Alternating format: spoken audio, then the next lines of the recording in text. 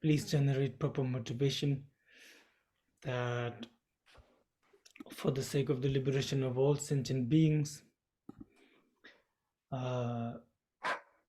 we must attain full awakening, and for that and only that purpose we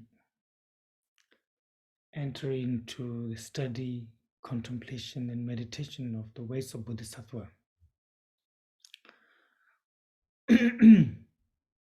So we have finished the first and the second chapter, and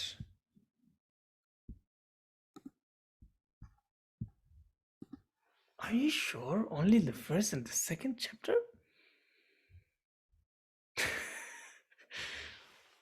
Okay. All right. Maybe then in Greece we will also, when next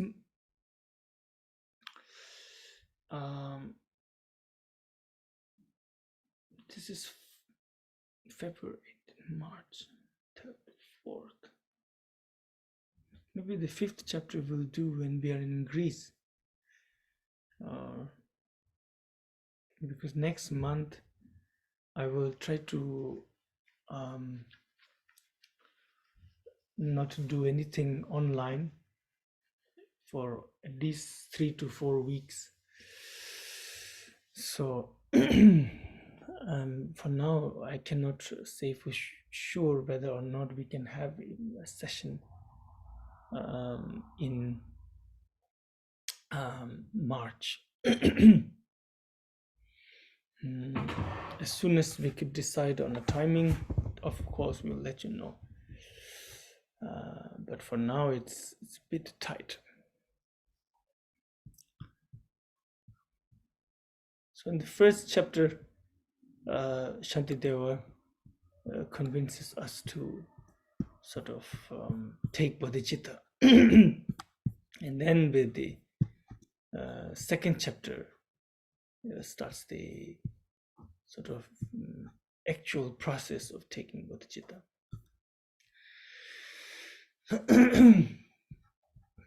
And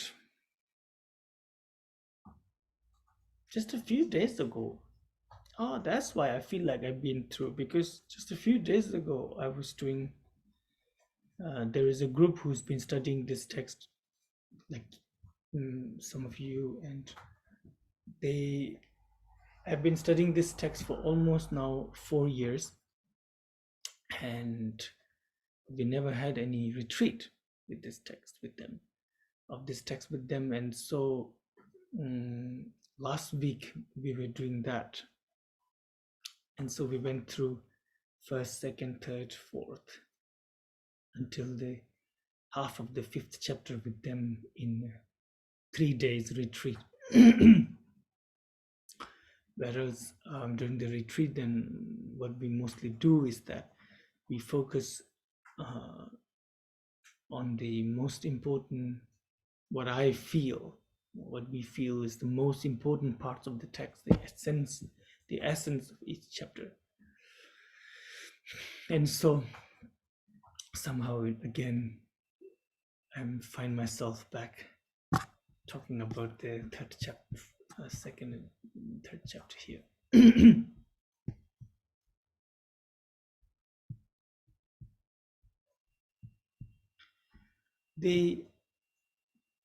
Of course, in this third chapter, second chapter, main part of the text is confession.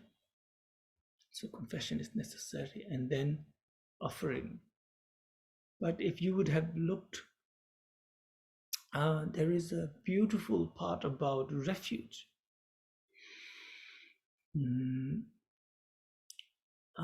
Confession and refuge sort of mixed together, where Santideva says,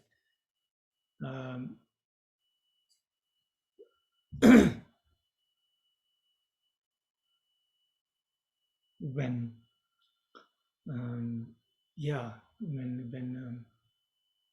when I die, or when the time of my death has come, and I come face to face with great frights, like directly face to face with the results of my negative karma, I will look and I will run in all directions, frantically searching for a solution, and for someone who can protect me, someone who can sort of liberate me. And then he says, I will not find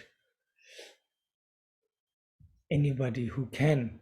And not finding anyone who can liberate me at that point, and then I will sort of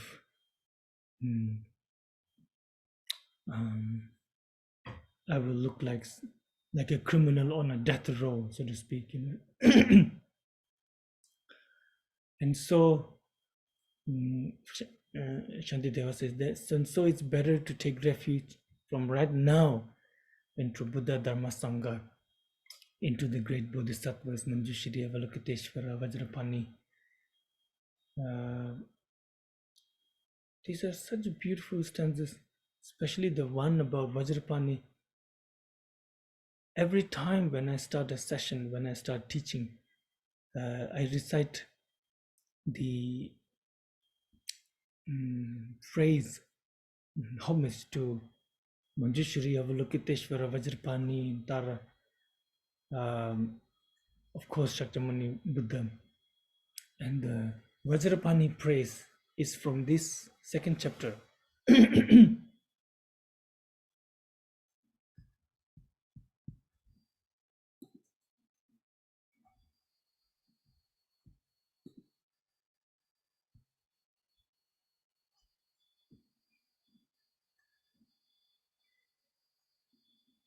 Someone is trying to listen to translation in Chinese. There is no translation into Chinese. For Greek, you have to go to Polish. I don't know how to say this now, but anyway, you'll find your way.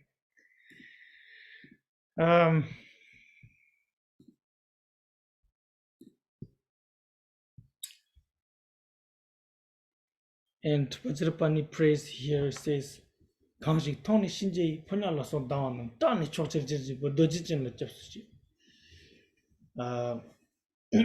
Kanshi Tony Shinji Panala so down.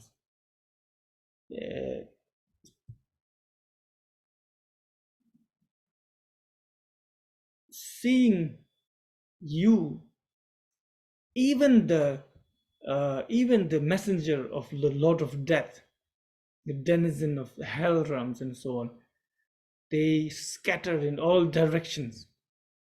They are frightened. They are sort of traumatized by you. Just seeing you. So I take refuge.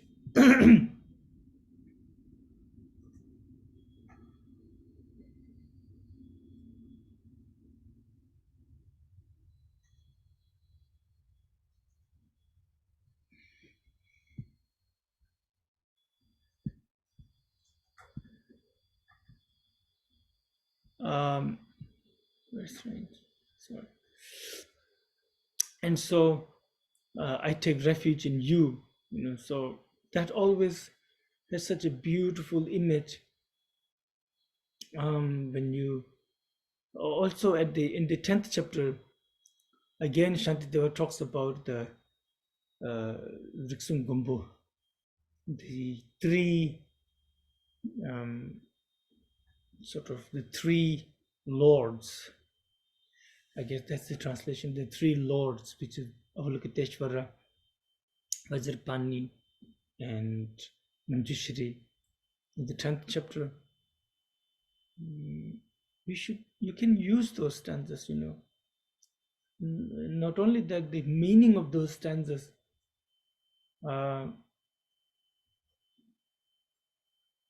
Where in the 10th chapter he talks mainly about initially mainly about the suffering, liberating beings from the suffering of hell realms, hungry ghosts, and animal realms. And when he's talking about hell realms, he talks about Avalokiteshvara, through his compassion, there is a sort of a very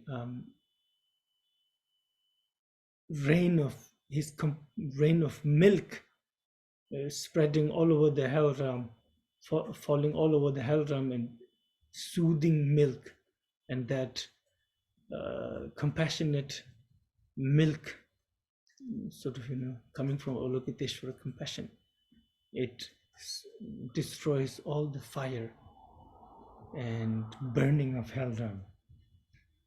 And then when it comes to Vajrapani, he says, suddenly all the hell, and he's still talking about hell realms, and then I think he's talking about now the frozen hell, where Vajra beings will suddenly have illumination, and all the sort of messenger of Lord of Death will scatter and run away. Sentient beings will immediately experience immense peace and release from suffering, and they will look around thinking, who is causing this? And in the sky they will see Vajrapani in the midst of a huge flame, burning flame, and they will go to Vajrapani, take refuge to Vajrapani, and follow Vajrapani. And similarly, then it talks about Manjushri, where sentient beings who are suffering and roaming around will hear sounds of gods and goddesses who will invite them, tell them to come here.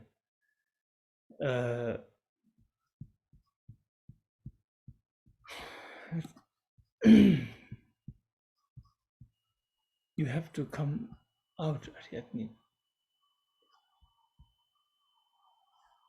I cannot take you out of the translation. You have to come out of the translation to let them know where to come. Aryadni?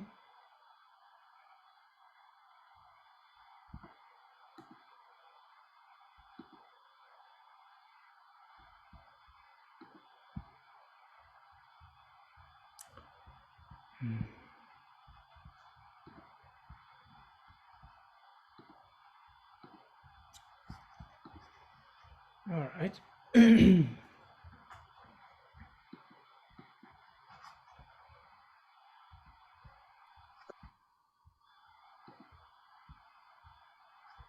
Okay, Ariadne, I will make a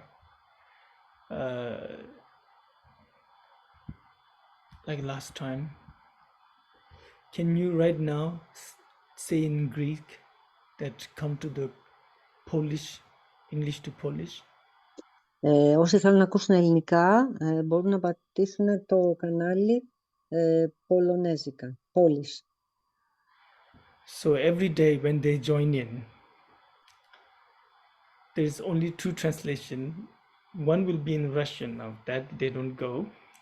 And any other language name there is, that's Greek, because somehow I cannot find Greek. Unfortunately, now I don't see any choice for me to connect in any channel. It's okay. Can you say that? Κάθε φορά λοιπόν όταν θα μπαίνετε θα υπάρχει μια επιλογή ρωσικά και η δεύτερη επιλογή της γλώσσας θα είναι πάντα τα ελληνικά. Απλά δεν μπορεί να βρει τη λέξη ελληνικά. Οπότε θα το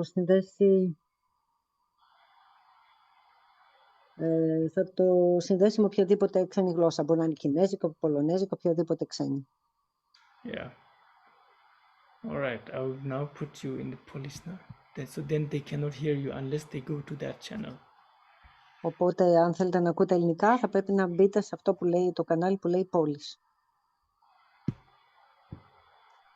Okay. Εντάξει. Κωνσταντίνα, εντάξει, κάνε έτσι. Oh.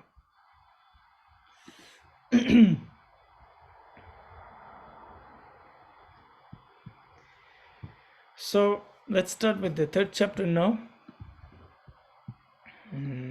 Yeah. So then the cell beings will see Manjushri, and they will be free of suffering and so on.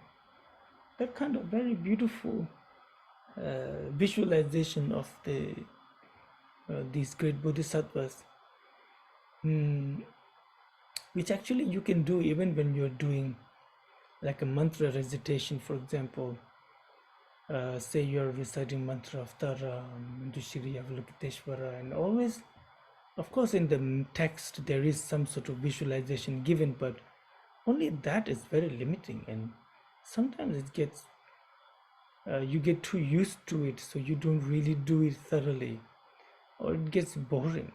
So sometimes you can visualize yourself suddenly in the depth of hell realm, hungry ghost or animal or wherever where there is famine or war and sentient beings are suffering immensely, and then start your recitation, whether it is refuge recitation or bodhicitta or some mantra, and say you have some visualization of some deities like Avalokiteshvara. You can have that, and you visualize Avalokiteshvara suddenly appearing in the depth of hell realm, and through your recitation Avalokiteshvara appears in the depth of hell realms, or you appear as Avalokiteshvara in depth of hell realms, and that then liberates sentient beings. Same goes with hungry ghosts, same goes with animal, and so the prayer visualization is, in a way, how to say, it's almost like you're visualizing, like right now what's happening in this world. You have terrible war and so on going on, famine, some famine induced by human beings. I think countries like Libya has been going through terrible famine for years now, and so it's almost like you're visualizing suddenly Vajrapani will appear in the sky and be visible to all humans. And Vajrapani do not even need to speak one word. It's just there in the sky, burning red, fierce. And so that alone instantaneously removes afflictions from the minds of beings, anger and this kind of enmity, and benefits them, liberates them. That kind of visualization is quite useful. Now the third, so to become a bodhisattva, you have the biggest activity of bodhisattva is benefiting beings, and biggest obstacle to benefiting sentient beings is self-grasping, self-preference. So the longer you have, as long as you have self-preference, you will always prefer yourself over others. You will always prefer your loved ones over others. We will always prefer our family, our own sort of community and nation over others. This is how our dualistic mind works. So this dualistic mind is the biggest obstacle and sort of thing to abandon for the bodhisattva, and that's why we do, for example, prostrations.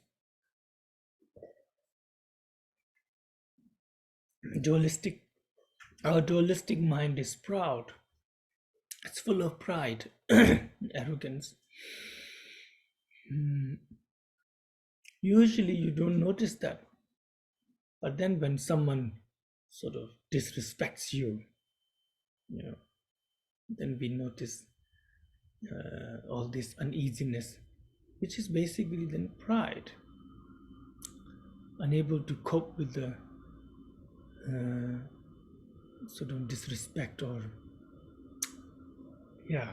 this is basically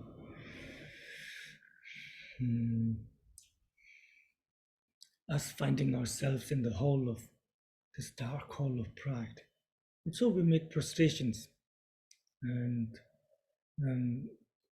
now, ideally, we should be making prostrations to Buddhas and Bodhisattvas and Dharma, and also to all sentient beings, as in the 8th chapter you will get there, where Santideva says, Semjin nam da sangila, sangil chudub dawla, jala kuchi deshin to Semjin lam in chisus. He says things like, why do I respect Buddhas, Bodhisattvas? Because through them I'm freed of suffering, and through them I can benefit others. Through them I can become Buddha. And so he says, in that case, then for you to become Buddha, the contribution of sentient beings is as important as the contributions of Buddhas and Bodhisattvas. If there would be no sentient beings, there would be no bodhicitta, there would be no Buddha. And of course, now here it's not to I guess if you are being too rational or logical, you can argue that, well, if there aren't any beings, maybe there is no reason to be Buddha. But even then, that you could say that this is sort of a very compassionate speaking, words spoken out of compassion or emotion. But even so, even if there would be no other beings, but we exist, our mind exists, our mind is not liberated, and so the need to be liberated and awakened will still be there, and that cannot happen without gaining full awakening. And for that you need field of generosity, field of discipline. Who are you going to practice discipline towards? Who are you going to practice generosity towards, and tolerance and diligence? And so Santideva actually says that that we should have equal respect to sentient beings as we have towards Buddhas and Bodhisattvas. And I guess that is, in Vajrayana we have something called pure vision, pure view. Sakyapas will say like pure perception, pure view. I guess all tradition will say that, which is then seeing everything as awakened, seeing everything as a reflection of wisdom, or seeing everything as object of refuge. Now that is in Vajrayana. Similarly in Mahayana too, there is it gets very close to that. Also there is a lot of talk about Buddha nature. And when you go through that, then who are you going to be proud towards, arrogant towards? It won't make sense. And also then there are talks of all beings being our parents for countless of lives. Now you can argue, well, they were also our enemy, but the kindness, selfless kindness of a parent, being a parent, will far outweigh whatever harm an enemy can do, because it cannot be relentless. An enemy's harm is like, how long do they harm us? 1 day, 2 days, a month, a year. But and surely they will not be willing to lay down their lives just to harm us. Whereas when it comes to the care of our parents, none of us would be alive. But no matter what, you meet people who complain that they do not have good connection with their parents, and maybe so. But we should all know that if we would have been ignored by our parents, even for like a day or two, none of us would be alive now. So that's the fact. And no matter how your relationship is now, some point, for days and months and years, all of your needs, whatever you needed, were needs were fulfilled in a way, and you depended upon others completely. So then there is this kind of talk in Mahayana that says that then you fighting for their awakening is nothing more than you just repaying their kindness. So then again, in that regard, who are you going to be arrogant towards? It doesn't make sense. So in this way, and in many other ways, Mahayana teaches us to remove arrogance, and so we make prostrations. And arrogance towards, when we make Buddhas, prostrations, Buddhas and Bodhisattvas, we're not really removing arrogance towards them. Well, I guess it's in some lives we may have compared ourselves to a great Bodhisattva and have had jealousy or arrogance towards them.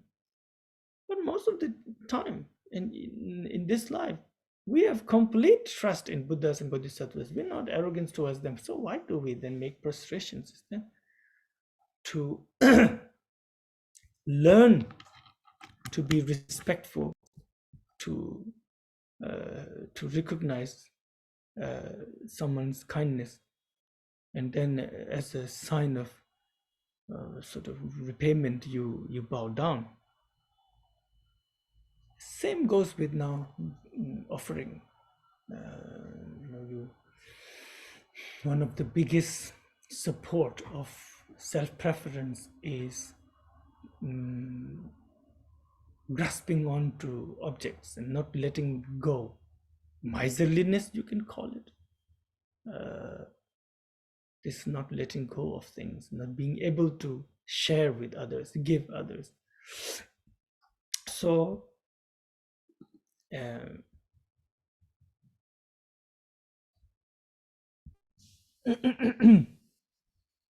again, then we make offering.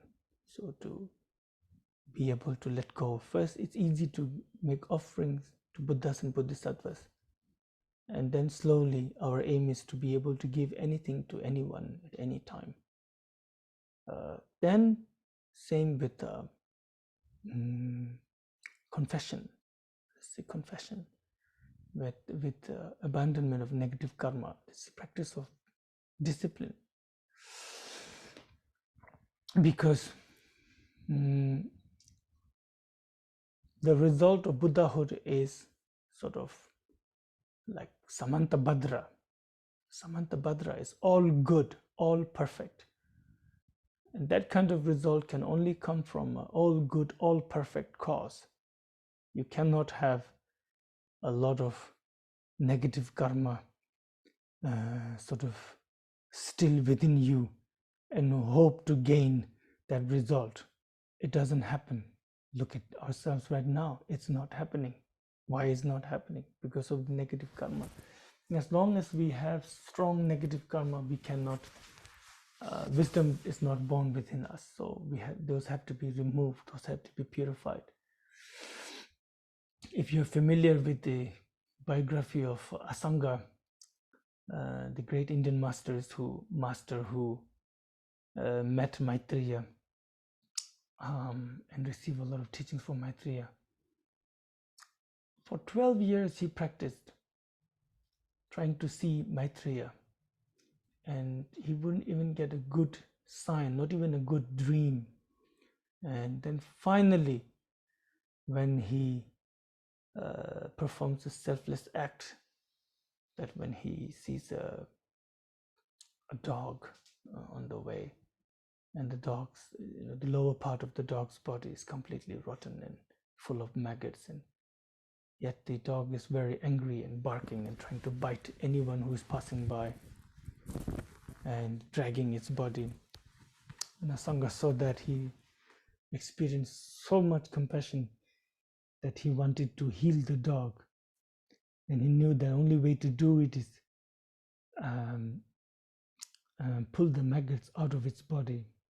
Now, he did not want it to harm the maggots by doing, by pulling them out with instruments or with his hand. So he thought the best way to do that would be by sort of pulling the maggots out with his tongue. And he was worried that without any food the maggots would die, so he cut a piece of his own thigh,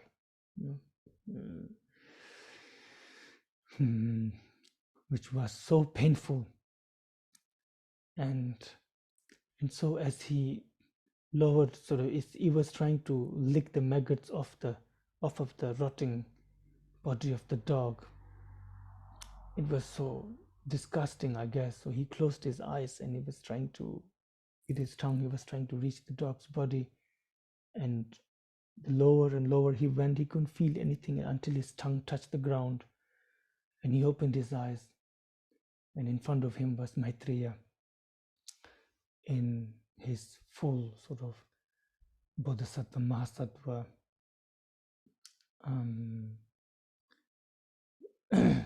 emanation, and with the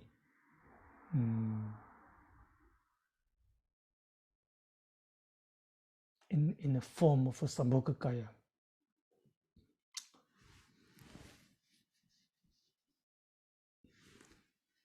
And so he complained to Maitreya that for 12 years I have prayed to you, I have practiced and recited your mantras and practiced, and I didn't even get a good dream. You have no sort of union, you do not have a lot of compassion, sort of like, surely he didn't really mean it, but it was sort of like it came out of him. And Maitreya said that I've always been with you. I've never parted from you for a moment. But only until now, you couldn't see me because of your negative karma, your obscuration. So because of this great act of compassion, that negativity was removed. And so you see me now. So there is this kind of understanding that to become Buddha, you must meet with Buddhas and Bodhisattvas. And that can only happen when obscurations are removed. And also to receive Buddha Dharma, you need to remove obscurations too. Most importantly, to gain wisdom, you need to remove obscurations. So we do the confession, and there's been a lot of confession.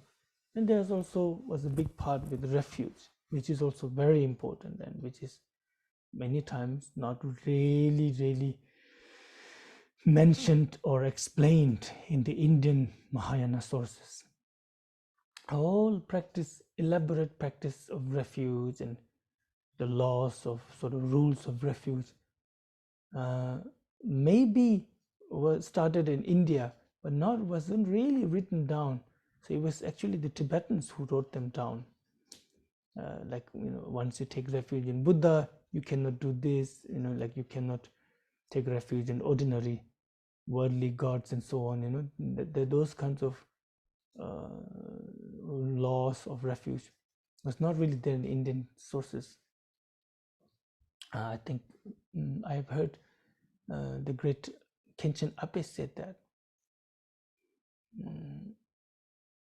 Khenchen Ape was one of the main teacher of our Dzongsa Khyentse Rinpoche, and probably one of the most learned student of the previous Dzongsa Khyentse, Khenchen Ape and Khenpo Rinchen. They were sort of exceptional scholars. So now the next one is what is the rejoicement. So then in this third chapter, then it starts with rejoicement. Yes, in the sutras, rejoicing in the merit of others is praised as a very easy path to accumulating merit. Sometimes even greater merit, the greater your rejoicement, the greater the merit, and sometimes even greater than the one who is actually accumulating the merit. So in the sutra where a great king invites Buddhas and all the arhats and so on for lunch and makes a huge sort of offering, and and a very old beggar, an old woman who sees all that, and she's so happy. She's so moved, and from the depth of her heart, she rejoices in the merit of the king for being able to make such offering to someone none other than the Buddha himself and all of these awakened beings. And so she rejoiced, and as per the tradition, after lunch, Buddha will dedicate the merit of, usually would be dedicate the merit of the sponsors, whoever the sponsor was, and then give teaching to the sponsors. But this time Buddha dedicated the merit of this old woman. And so then people ask him, like, why is that? She did not make any offering, so why dedicate her merit? So Buddha said that in this case, she have accumulated far greater merit than even the one who actually did the act. So in this path of awakening, mind training is the most important. Regardless of, no matter what you do, if you're not training your mind, if your mind is not getting transformed, then you're not progressing on the path. So here this old woman's mind was really being transformed through her rejoicement. So here, beginning of the text, you rejoice in the merit of all sentient beings. Like whatever merit beings accumulate that will liberate them, protect them from the suffering of the lower realms, I rejoice. Whatever merit that will bring them to higher realm, I rejoice. It's easy to say like that, but not easy to actually do it. What it means is that then in our day-to-day lives, we meet so many people. People we like, people we don't like. When people we like do something good, it's easy to rejoice. But when people we don't like do something good and something good happens to them, it's so difficult to rejoice. In the 6th chapter, the chapter of patience or tolerance, Santideva says, you, as Bodhisattva, you have made the aspiration and decision to liberate all sentient beings and give them all the happiness, all the joys, freedom. And when they manage to find a bit of happiness, a bit of joy by themselves, how can you be angry towards, aggressive towards them? How can you not then rejoice? Because they are doing your job.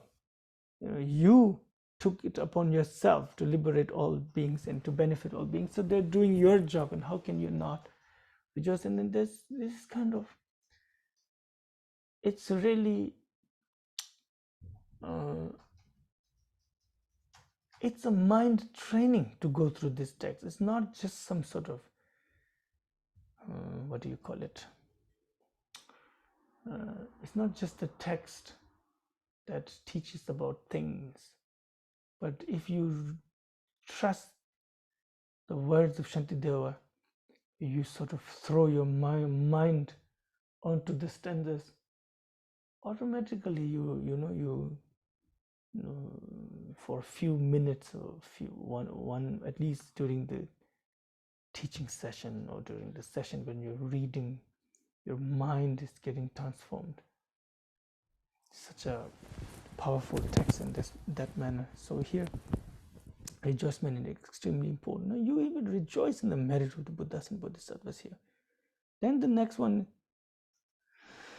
Now the reason why we do all this is then we are doing two things: accumulating merit so that we can generate bodhicitta, and not only generate bodhicitta but keep bodhicitta, and removing obstacles to bodhicitta. So jealousy is a big obstacle. Then so we do rejoicement. And then the next one is requesting to turn the wheel of dharma.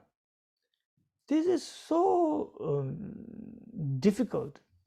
Requesting someone else to teach me, out of arrogance and everything mixed up in our head. It's so difficult to kneel and request someone to please teach me. More important, more difficult is actually to believe that someone has found the path, someone has reached awakening. And so easiest is towards Buddha, a world-renowned awakened being, Buddha Shakyamuni, Gautama Buddha.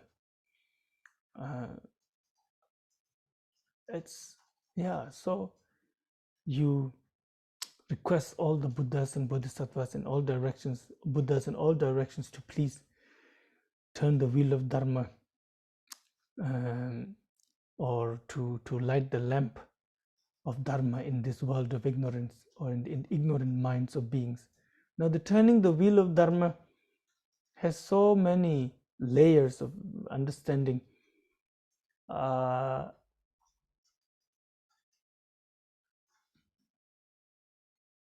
You're not really asking the Buddha to say something, that's not the meaning of turning the wheel of Dharma, because words are not Dharma. The word compassion is not Dharma. The word bodhicitta is not Dharma. Whereas the meaning of compassion, that is Dharma.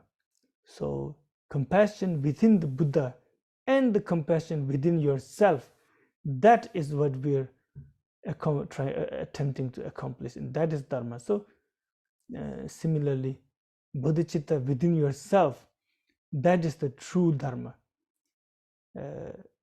And so when you request Buddhas to turn the wheel of Dharma, you're requesting the Buddha to generate compassion, renunciation, bodhicitta, wisdom within yourself. So obviously it's extremely important. Also, this is a lot of tendril, those. I'm sure there's some Nyingmapas here. Tendril. You guys are big on tendril, no? So this is big on tendril. Means more you do this, you will actually be born in front of Buddhas who just gain awakening, and then you will be able to request them to turn the wheel of Dharma. Also in the King of Aspiration, it says, may I be born in front of all those who will gain awakening, and as soon as they gain awakening, may I request them to turn the wheel of Dharma, like that. And this kind of things can happen. There is still 996 Buddhas remaining in just this aeon, in just this realm, this world, this earth. That means you could actually be you could actually become someone who requests. Who knows? Some of us could even become someone who get to request all of those Buddhas to turn the wheel of Dharma in future. We can, if we really make aspiration now, recite King of Aspiration. So imagine when Maitreya will come, you will be there to request them to turn the wheel of Dharma, in a group, individually, Dharma of Sravakas for the Sravaka beings, Dharma of worldly Dharmas for worldly beings, Mahayana Dharma for Mahayana practitioners, and so on, Vajrayana for Vajrayana practitioners. And so all the Buddhas, when Manjushri will sort of appear, and all the Buddhas, you will be able to. So you have to think like that. Mahayana is very much, it's like a big plan. It's a vast undertaking.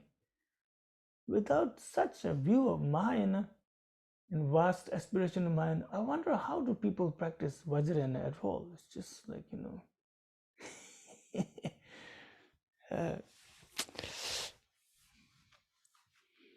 without such vast aspirations of bodhicitta, Vajrayana loses its sharpness. Throughout history, all those great masters who make so much emphasis upon bodhicitta, they hardly practice. They seem to hardly sort of practice for a long time, like Ngulchu Thome, Muchim Sempa Chempo, who else? Atisha, Zapata Rinpoche. They seem to possess like a shortcut, so to speak. It's because of their it's because of their sort of strong emphasis on bodhicitta. Anyway, now I will go a bit faster. What else? Then, yes, but also what you're doing is generating this habit of illuminating, habit of removing ignorance. Habit of removing ignorance is so important, because being used to ignorance is what we are good at, what we have. You must have noticed many times when you're with someone who is extremely learned, maybe even a great master, but you have no question. You want to ask something, you don't even know what to ask, and you just waste away. It's just only later you get to think, how come I never how come it didn't come to my mind to ask questions. And so this kind of habit has to be there, sort of merit or tendril or whatever. Now the next one is then requesting the Buddhas and Bodhisattvas to live long. Well, that's for obvious reason. The longer they live, the longer they're in front of sentient beings, and their activity continues.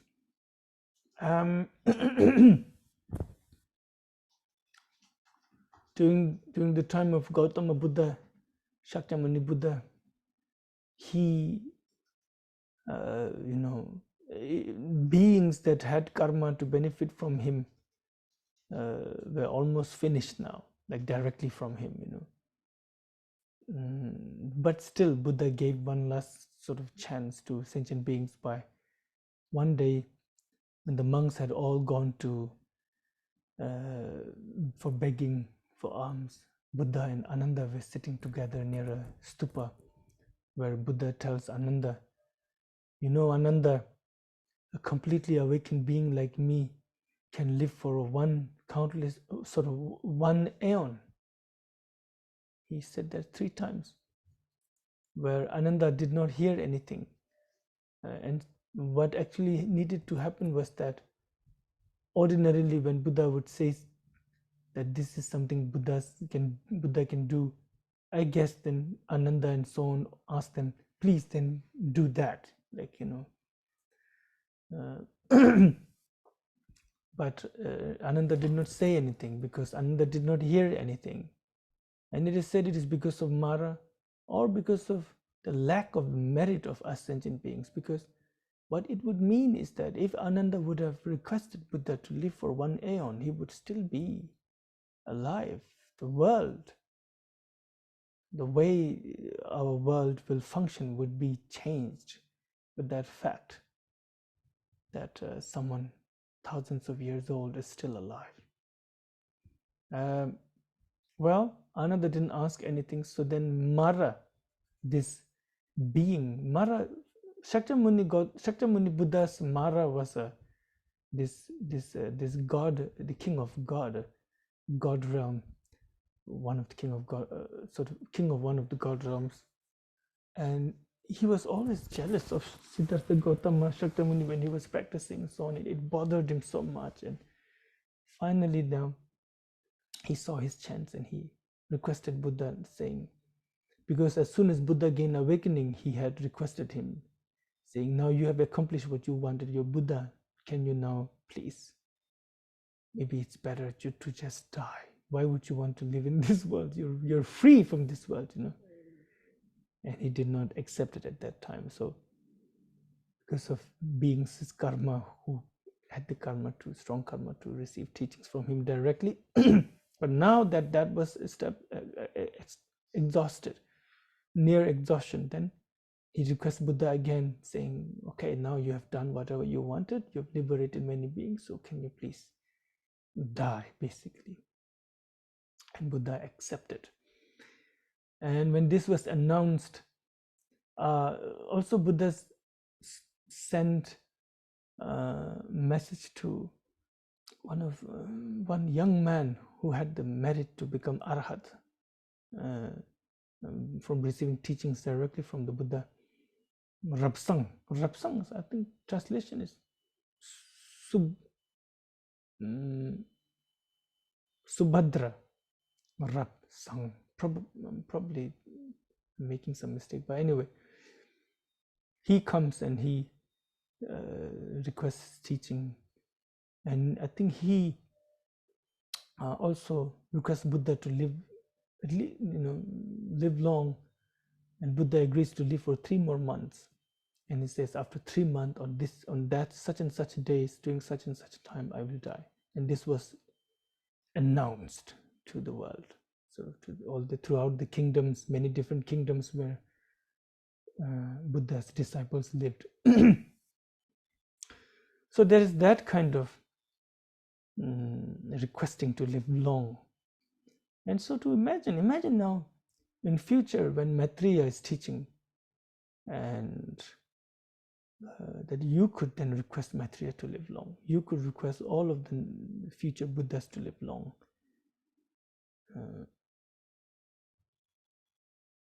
Anyway, then the last one is the dedication, I believe, the dedication of that. And the dedication is so beautiful.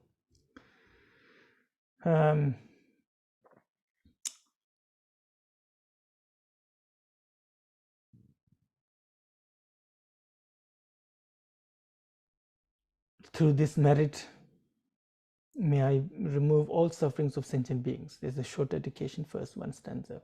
And then the larger, maybe I just read the translation rather than, maybe that's faster than me translating.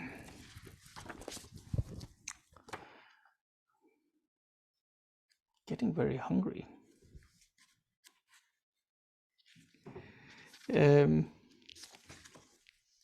It's all right. Dedication, where is it? These are really, really good.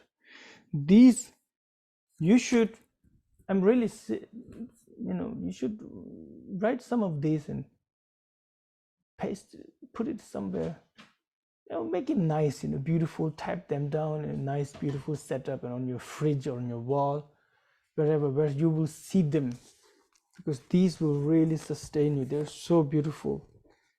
Where he says things like, for all those ailing in the world, until their every sickness have been healed, the 8th stanza, may I myself become for them the doctor, nurse, the medicine itself. 9th stanza, raining down a flood of food and drink, may I dispel the ills of thirst and famine, and in the aeons marked by scarcity and want, may I myself appear as drink and sustenance. 10th, for sentient beings poor and destitute, may I become a treasure ever plentiful, and lie before them closely in their reach, a varied source of all that they might need. And not only that, the dedication is to utterly let go of our body, the one of the phenomena to which we are so attached. The most attached is to our body. And he says, my body thus, and all my goods besides, and all my merits gained and to be gained, I give them all and do not count the cost to bring about the benefits of beings.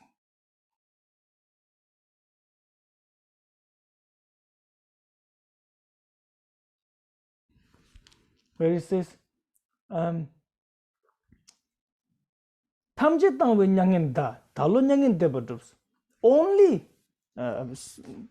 somehow I don't find the translation very sharp.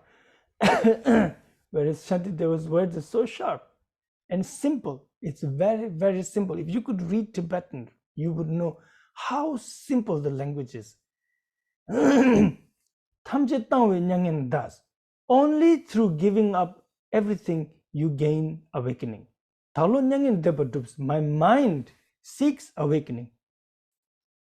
Tamje Tongwar Chapchigla, Semjan Namla Tongwa Chos. And anyway, I will have to give up everything anyway when I die. This body, this mind, this habit, just like my relations, this world, everything have to be given up anyway. So, since I'm going to lose everything anyway, it's better to give everything to sentient beings, like that kind of. This is really, you should really read. Now, the most beautiful part of the dedication for me, and His Holiness Dalai Lama would read, I have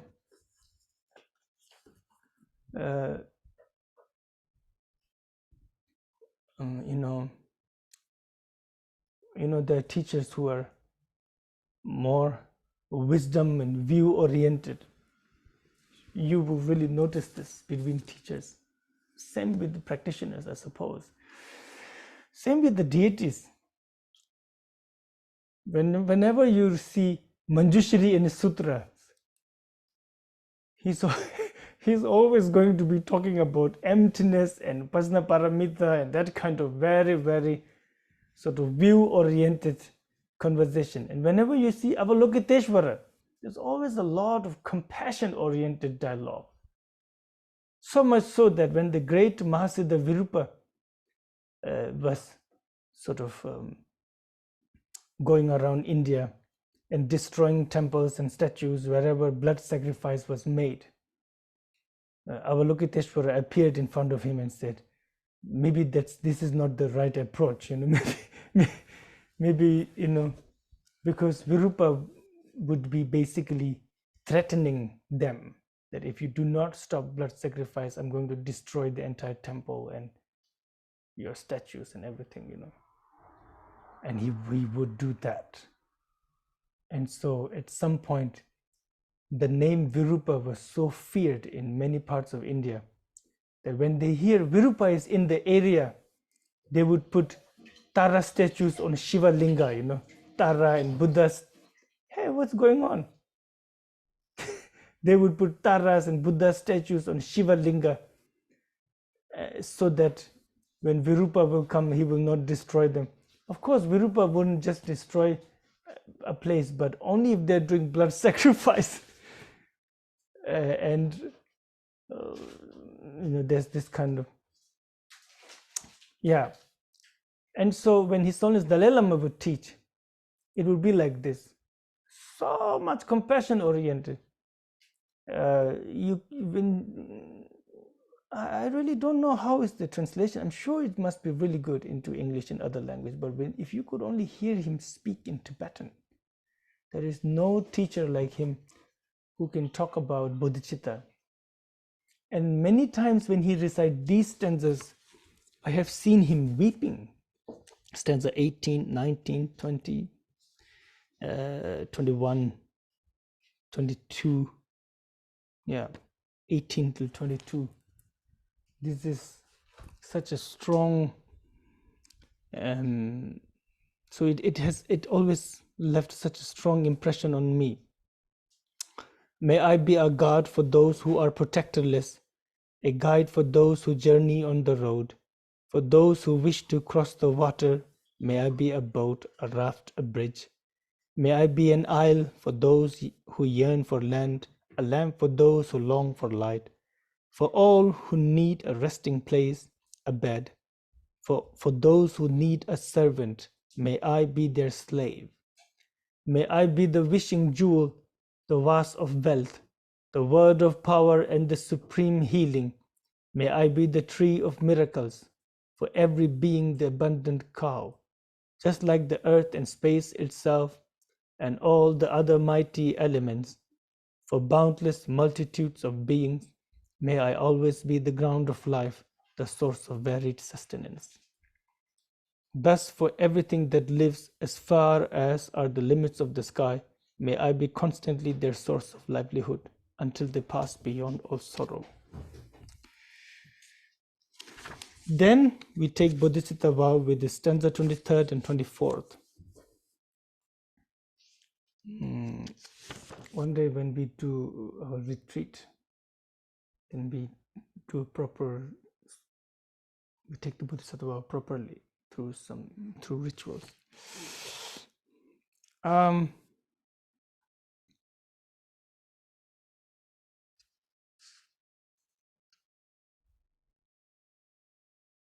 Again, from this chapter, starting from stanza 29, then 30, 31, 32, these stanzas are one of the most beautiful description of bodhicitta, expression of bodhicitta. It's describing bodhicitta. What is bodhicitta? He says, this is the supreme draft of immortality. What is supreme draft of immortality?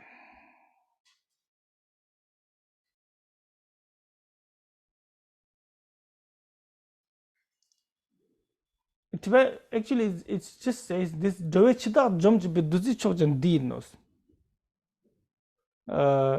This is the supreme nectar of immortality that destroys the death of sentient beings. Just that, simple words. No need to have fancy words. Santideva doesn't use fancy words. Really serious. If you read Nagarjuna,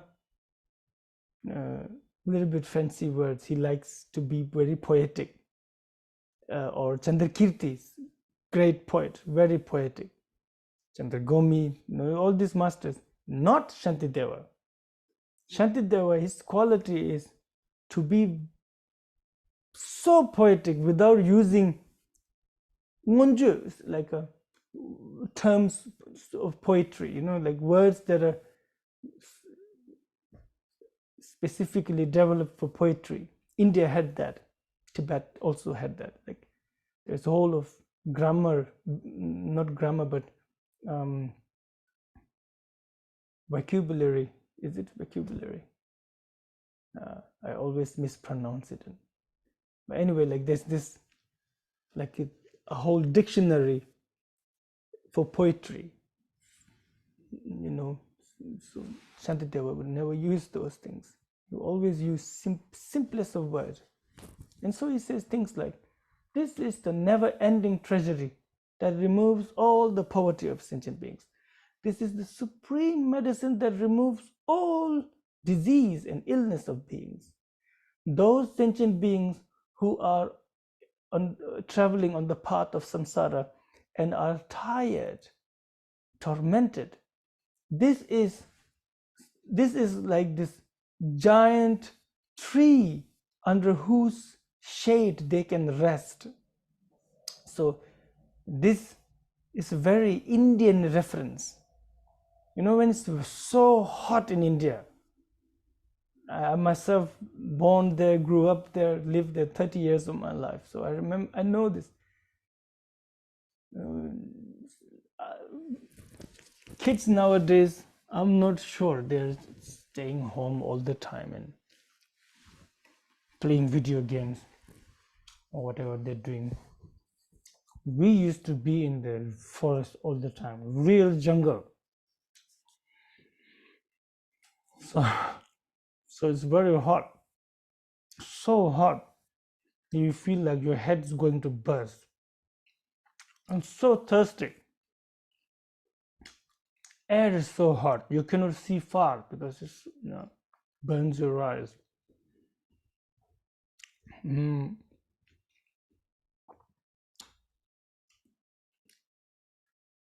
The earth has become so hot and dusty, dry.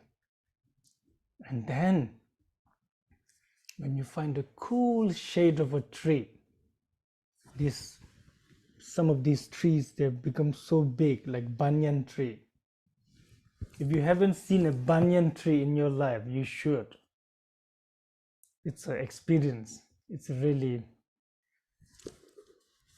none of those sad apple trees that you have here. Small, or the olive trees that look so sad.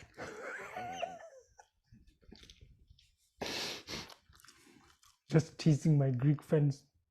I love, you know how much I love olives and olive oil. But the tree is not so majestic.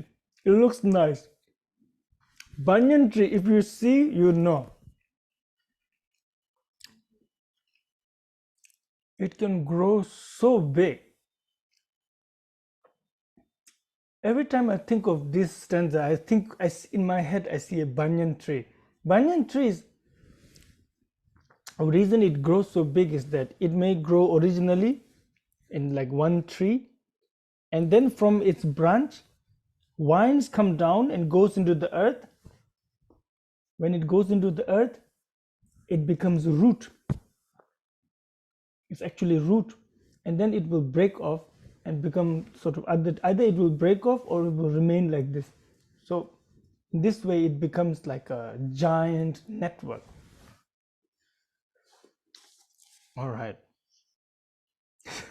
So shade, cool shade. May I become that. May I become like a cool shade of sort of a tree to sentient beings when they are suffering, being tormented by the sun of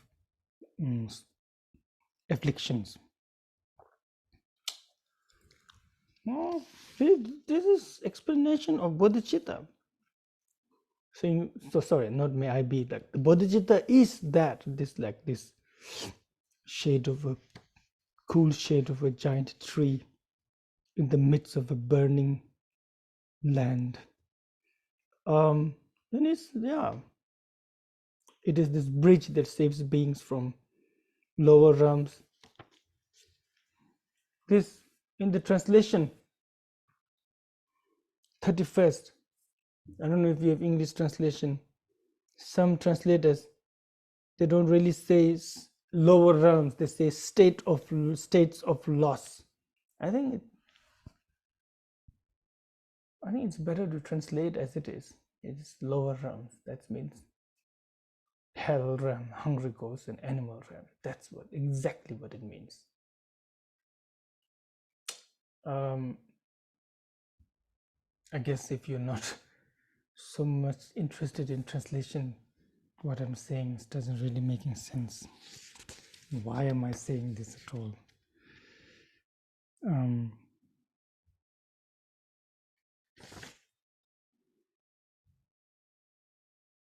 And then the last two stanzas is your promise to all beings, sort of invitation, like, come here. I will remove all of your sufferings. That's what you're saying. I will do everything. Don't do anything. No need to do anything. Just come here. I will take care of everything. I will give you awakening.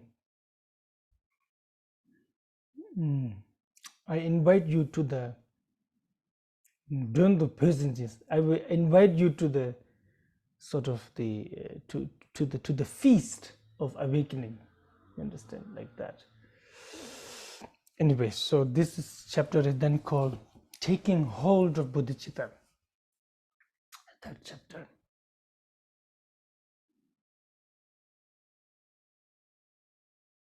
Do you have questions? That would be nice. Then I know what you're thinking.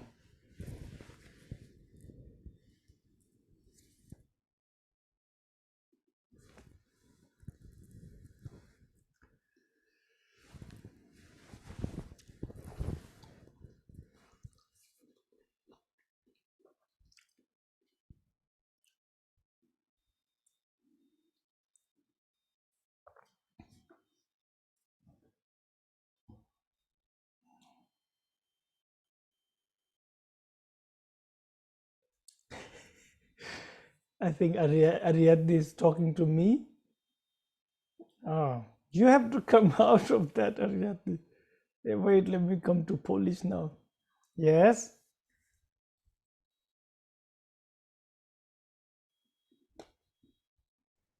Do you listen, Rinpoche? Yes? Okay. This book is the third way of the Bodhisattva that comes to my house. And this used to belong to Panos. Oh, His sister, Emanuela, gave to me this book. very good. And she found it on his desk like that. Hmm. And it was, wait, I will tell you. No, it was only in the first chapter. It was in the first chapter, stanza 33, like that. So I just wanted to share this. This is very precious, and I will just keep it. Thank you, Emanuela. All right.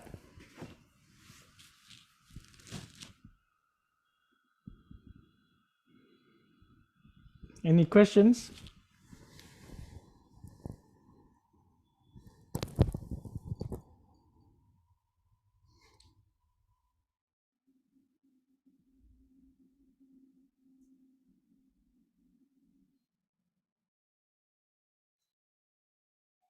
Panos.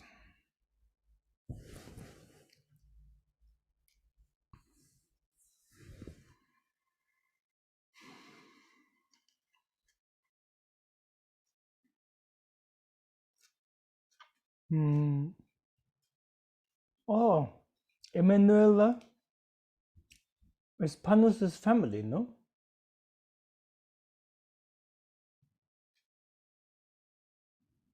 Sister or...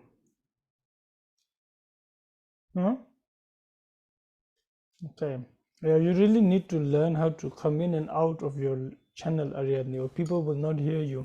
Only those who are listening to the Greek channel will hear you. Anyway, so if you have no question, then I think we will...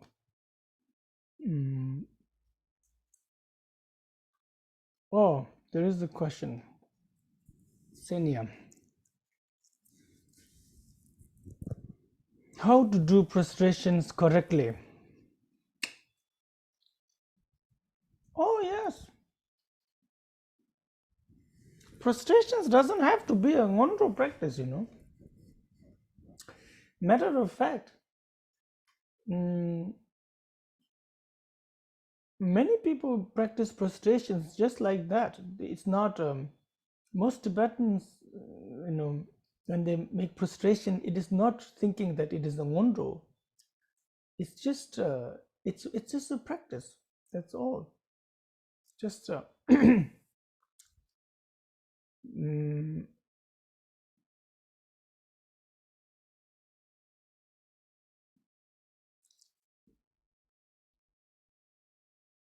how to do it properly, correctly. I think that one is not, that one is very different in different culture and tradition, and it's okay. Whichever one you choose, you can prostrate how the Chinese make prostrations, how Japanese do it, Thai, Burma, Sri Lanka, or do it like the Tibetans do it. It's all the same. The most important thing is to really abandon our pride and to really sort of, when you're making prostration, you're bowing down, and you bow down out of respect and gratitude for the kindness of the Buddhas and Bodhisattvas for giving such teachings and liberating beings, and also blessing us, giving us these teachings, opportunity to gain awakening.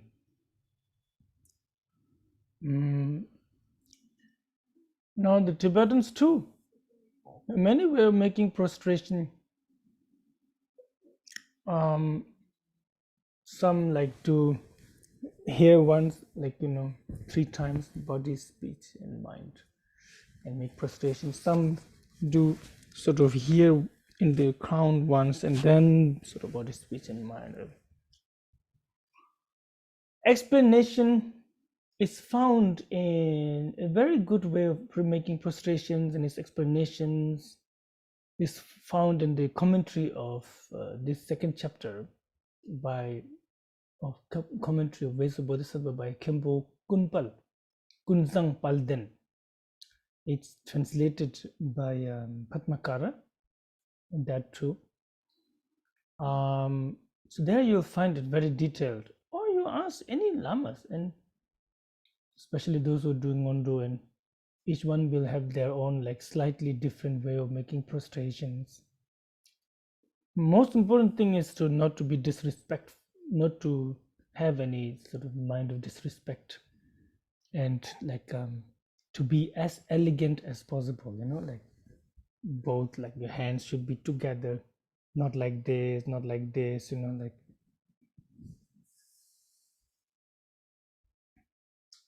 But all this talk about if you do your hand like this, you will be born as a frog, or I'm not sure if it's true or not.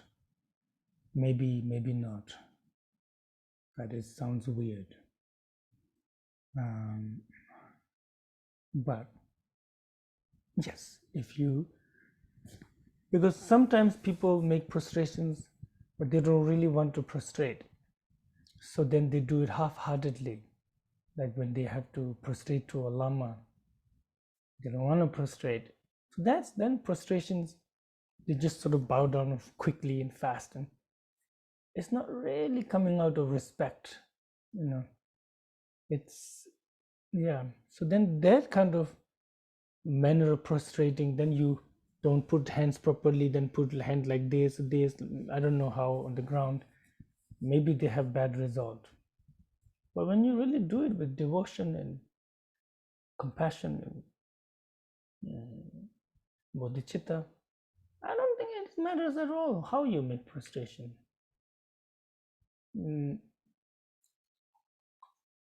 Now, yeah.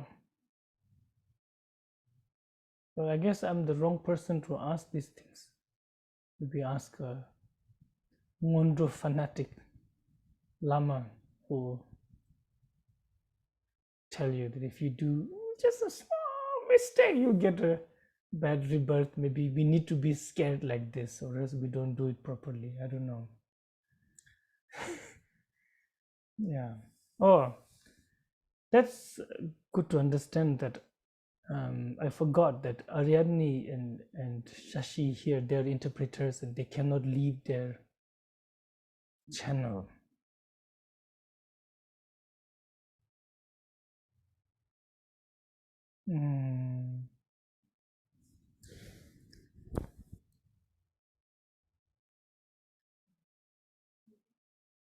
But they can switch to the English channel, yeah. So then, yeah, next time, if let's say Shashi has to say something that everyone has, can hear, or Ariadne, then they can go to the English channel. That's, yeah.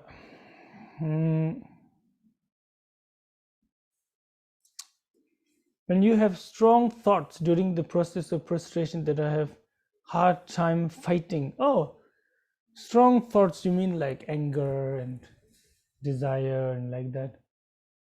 Yeah, stop prostrating for a while. Or sometimes just ignore your feelings.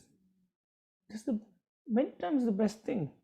Just think about Buddha in front of you, all the qualities of the Buddha, or just focus on the act of making prostration. Focus on the sensation of your hand. They come together. It's here, and then here, and then here. Then it is touching now the ground. There's a sensation, and then it's coming up, like this, coming together. It's a shamatha practice where you focus on the body. There's just so many ways of. Also, you do not always have to feel devotion and so on, making prostration. At the beginning, if you can generate devotion and so on, in between, sometimes you just continue making prostrations. It's okay not to always have that feelings, so on. Just to understand what it means is more important. But strong thoughts and emotions, if you have during prostrations, that is difficult to fight with, you can take a rest, and you need to, or you do prostrations thinking it is the antidote to the anger. If you're experiencing anger, that this is the antidote. Or if you're experiencing too much desire, you make prostrations thinking this is the antidote. Maybe that will help. All right. Who else? Greeks are not asking a lot of questions, huh?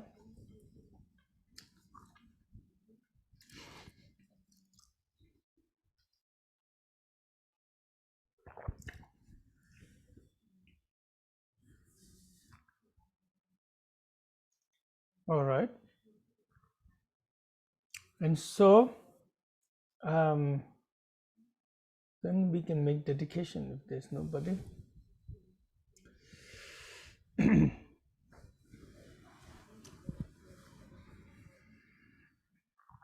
Sonam di tamji zibani tomni nyebe danam pamji de chegana je balong rubai sibesul do shon do dunga menji bo dewa tamji jung temanya da kurdi da che de yurne jorju lujal go nyan go bo chen dangan ne bonam tere ne kusin ta da dewa temboros changju sin jo rumbo je maje bonam che bada je banya ba me bayan ko ne ko do ta wa shon. May I in all my lives carry far the weight of Buddha Dharma. And if I am not capable to do so, may I always be worried about the longevity of Dharma.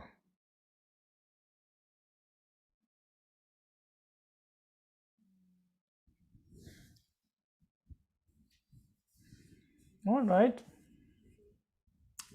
Take care.